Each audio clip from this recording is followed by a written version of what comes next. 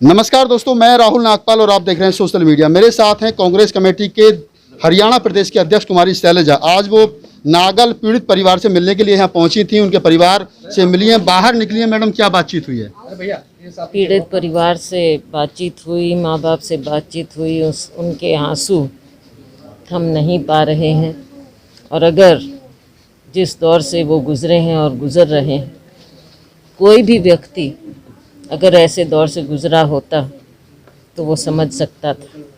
शब्दों में उनका दर्द बयान नहीं हो सकता। जो अपने एक लौती औलाद, अपने जिगर का टुकड़ा, अपनी बिटिया छोटी सी, जो कुछ था इनका वही संसार था और वो संसार इनके सामने से जिस तरह से उजड़ा है, बिटिया के साथ जो हुआ और उसके बाद इन माँ बाप के साथ जो बर्ताव हुआ स्टेशन में, थाने में जी। आप समझ सकते हैं कि माँ बाप को ही दोषी करार किया गया। क्या कर रही थी पुलिस? इनके बाप से, पिता से क्या बर्ताव हुआ? उनको लात घूंसे मारे गए हैं वहाँ पर पुलिस स्टेशन में। क्या ये मुजरिम है? और दोषी आराम से घूम रहे। इनके दर्द को नहीं समझा और चक्कर कटवाए इनके। उसके बाद भी ये तो कुछ लोग, समाज के लोग सामने आए, उन्होंने इनकी मदद की। आज उनको भी खतरा है। हम ये चाहते हैं कि एक और परिवार को इंसाफ मिले, गुड़िया को इंसाफ मिले। कैसे इंसाफ मिलेगा मुझे नहीं मालूम कि आज के दिन कोई भी कानून ऐसा है जो उसकी भरपाई कर सके। लेकिन जिस तरह से पुलिस का भी जो रोल रहा है, उनके खिलाफ, एसएचओ के खिलाफ, दूसरे पुलिसकर्मी हैं, उन सब के खिलाफ सख्त से सख्त कार्रवाई होनी चाहिए। और जिन्होंने ये इतना ऐसी हरकत की है जघन्य, उनके खिलाफ जो देश का कानून है उसके तहत सख्त से सख्त जो सज़ा मिल सकती है वो मिलना चाहिए। और बाद में गरीब आदमी से जो उनका बर्ताव रहा, कि गरीब आदमी की जान की कोई कीमत नहीं, उसकी कोई इज्जत नहीं, इन सब चीज़ों का जवाब देना होगा। आज कौन है इसके लिए जिम्मेवार? पता चले सरकार नाम की कोई चीज़ है, पुलिस डिपार्टमेंट नाम की कोई चीज़ है, कोई इंसाफ है? अगर बाढ़ ही खेत को खाएगी तो कौन बचाएगा? मैडम, सरकार वर्तमान की सरकार हो, इससे पूर्व की सरकारें रही हो, महिलाओं के प्रति, दलितों के प्रति, सर्वहारा समाज के प्रति जो शोषण है वो रुक नहीं रहा है। कहाँ कमी है? कानून में कमी है, कानून के चलाने वालों में कमी है। आज जो लोग अपराध करने वाले हैं वो उन पर कहीं ना कहीं शिकंजा नहीं कसा जा रहा है। दोनों चीज़ें हैं। बिल्कुल आपने ठीक बात कही है। सख्त से सख्त कानून होता है।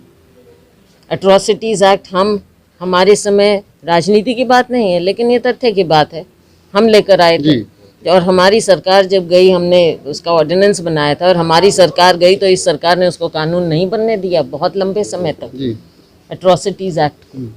लेकिन बात ये है, असली बात ये है कि सख्त से सख्त कानून बन सकता है, लेकिन जब तक लोगों में जो ऐसी हरकत करने के बारे में सोचे भी, दिमाग में भी लाए, उससे पहले उसको डर होना चाहिए, दहशत होनी चाहिए कानून की और कानूनी एजेंसीज़ की, कि अगर हम ऐसी बात करने की सोचेंगे भी, कुछ ऐसा काम करेंगे, तो हमारे खिलाफ एकदम ऐसा कानून लागू किया जाएगा कि वो 100 बार 1000 बार सोचे। निर्भया कांड हुआ, निर्भया कांड के दोषियों को फांसी हुई, उसके बावजूद भी लोगों के मन मस्तिष्क में भय नहीं है। कहा गया कि फांसी की सजा हो जाएगी, उसके बाद लोगों में भय होगी। ये पूरी तरह से जो कानून व्यवस्था है उसका कोई डर नहीं है। डर ही नहीं है जब कानून व्यवस्था का, जब यहाँ पर जो ये एजेंसीज हैं, जो सरकार है, ये क्या कर रही हैं? आम आदमी में डर बैठा हुआ है इन एजेंसीज का। उनको मारा जाता है बजाय दोषी को पकड़ने के। जो पीड़ित हैं उनके साथ ये बर्ताव होता है, तो फिर जो क्रिमिनल हैं उनमें डर कैसे बैठेगा?